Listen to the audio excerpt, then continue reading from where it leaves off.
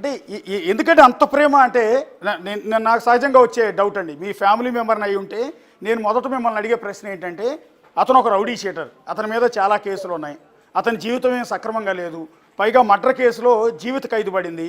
ఇక మూడోది, అతనికి అన్ని వ్యసనాలు ఉన్నాయి, హెల్త్ కూడా సరిగా బాగాలేదు, ఫైనాన్షియల్గా కూడా పెద్దగా స్ట్రాంగ్ ఏం కాదు. ఇలాంటి వ్యక్తి ఎప్పటి నుంచి జైలు నుంచి బయటకు వస్తాడో తెలియదు. అతన్ని అంతగా ప్రేమించి అతను పెళ్లి చేసుకుని ఏం సుఖపడతారు మీరు? ఆల్రెడీ ఒక భర్త చనిపోయారు, ఇంకొకరి చేతిలో మోసపోయారు, మీ జీవితంలోకి ఎంటర్ అయిన మూడో వ్యక్తి అతను. అతనితో ఏం సుఖపడదామని ఇంకా అతనితో పెళ్లి చేసుకోవాలనుకుంటున్నారు, అతన్ని ఇంకా ప్రేమిస్తున్నారు?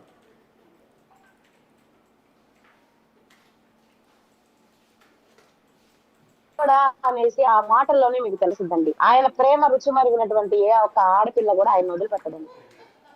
ఇంకోటి ఏంటంటే, చనిపోయినటువంటి నా భర్త గొంతండి, నా ప్రేమ నాకు దక్కలేదు. ఆ గొంతుతో నన్ను ప్రేమించబడుతున్నాడు శ్రీకాంత్. నా అఫెక్షన్ నేను వదులుకోలేకపోతున్నాను.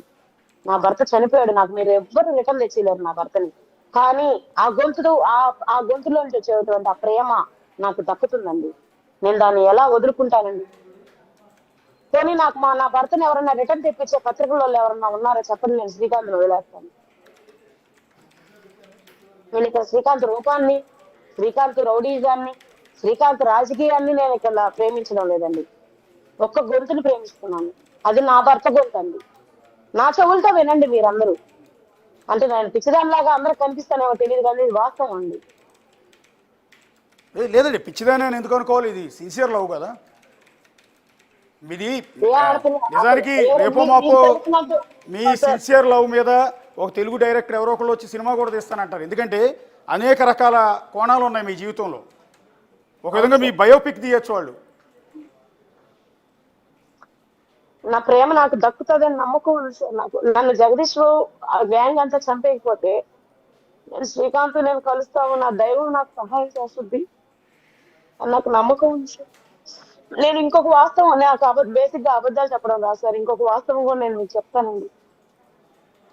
2023లో జీవో నంబర్ 58 వచ్చిన తర్వాత దాన్ని ఇంప్లిమెంటేషన్ చేయలేదని నాకు చాలా గర్జుందండి.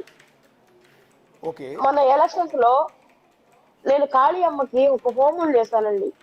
అసలు వైఎస్ఆర్సీ గవర్నమెంట్ ఓడిపోవాలి, రాకూడదు, ఇంకొక గవర్నమెంట్ మారి ఆ జీవోని ఇంప్లిమెంటేషన్ చేయాలి అని పిచ్చిదాని లాగా హోమం చేశానండి.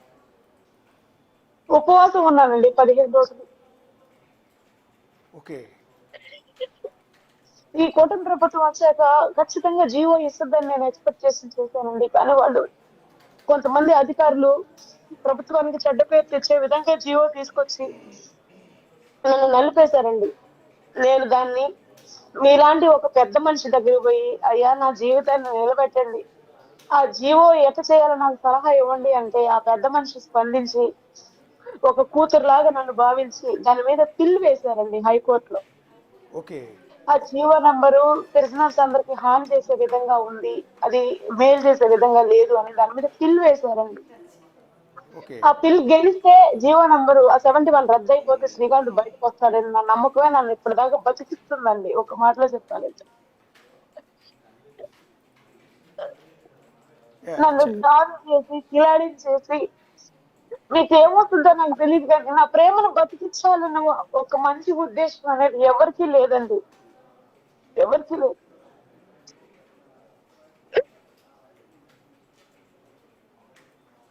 నిజంగా చాలా బాధాకరం మిమ్మల్ని చూస్తుంటే.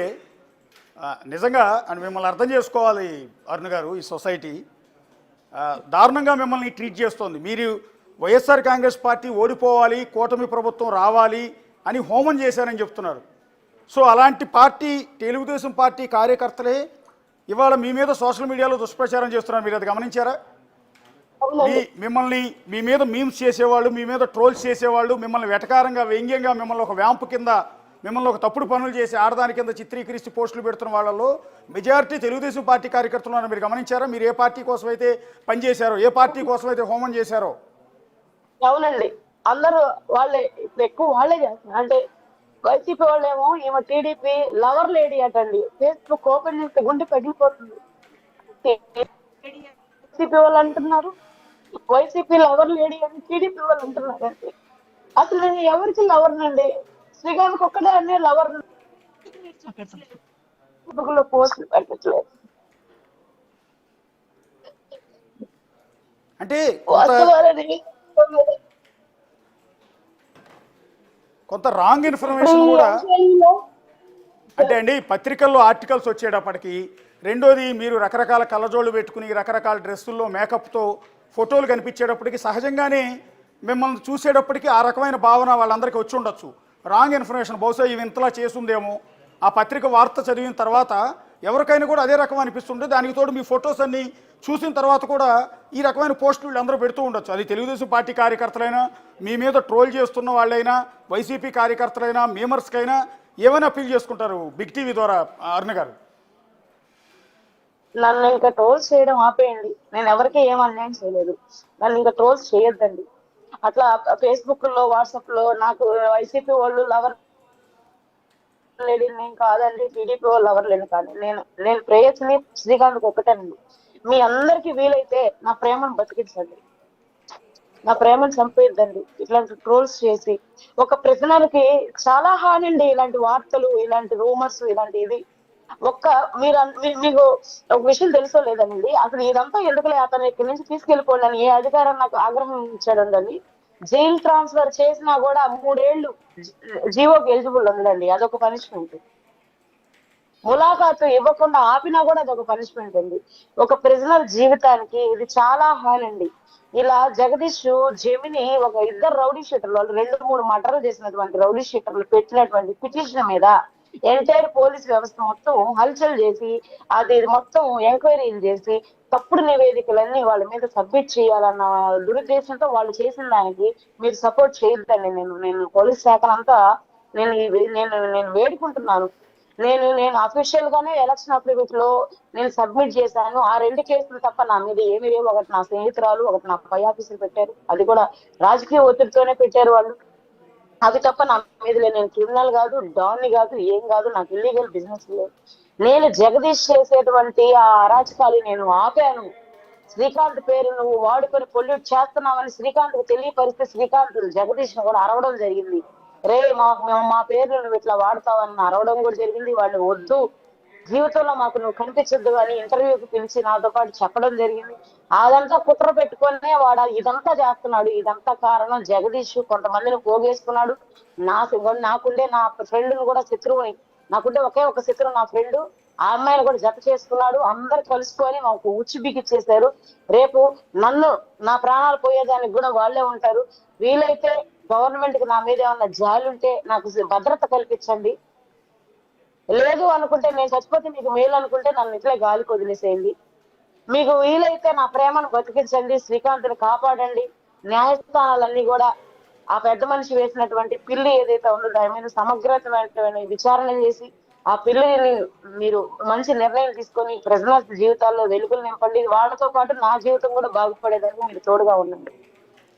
అరుణ గారు చివరిగా ఒక్క మాట, నాకు తెలిసి ఇంత పబ్లిక్గా మీరు ఓపెన్ అప్ అయి గత గంట సేపటి నుంచి మీ ఆవేదన, మీ కన్నీళ్ళు, మీ ఆవేదన విన్నవాళ్ళు, మీ కన్నీళ్లను చూసిన వాళ్ళు ఎవరు కూడా ఇకపైన మీ మీద ఎవరు ట్రోల్ చేస్తారని నేనైతే అనుకోవట్లా.